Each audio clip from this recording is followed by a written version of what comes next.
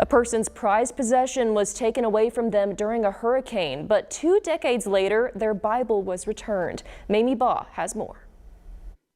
The Word has returned 2 decades after floodwaters washed it away. Started crying as soon as I read the text. Call it divine delivery. I remember my Uncle Jim giving me that. Uncle Jim was more like Dad to Amanda Klotz, and she was like his daughter. In 1997, he gave her this pocket Bible stamped the Boys Industrial Home of Western Pennsylvania. It was a working farm for displaced children in Oakdale.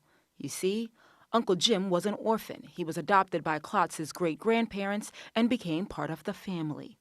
I was 9 years old at the time he gave it to me, so I don't really remember him actually giving it to me. I just remember it being in my possession at some point.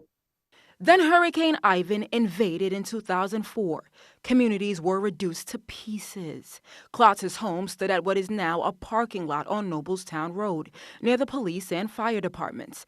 Everything was destroyed, or so they thought. I must have had it in that house. They found it in perfect condition in somebody's coat pocket. I just thought it was a miracle. I would have to assume it was just in his outside coat pocket, and he reached in to check, and there it was. Found at the Oakdale Hose Company this Tuesday, 21 years later. We go through our pockets and our gear kind of regularly to make sure we have everything, and he just came walking over and he said, "Hey, this doesn't belong to me. I have no idea how it got in my coat." So the fire chief, with the help of his wife, found Uncle Jim's obituary.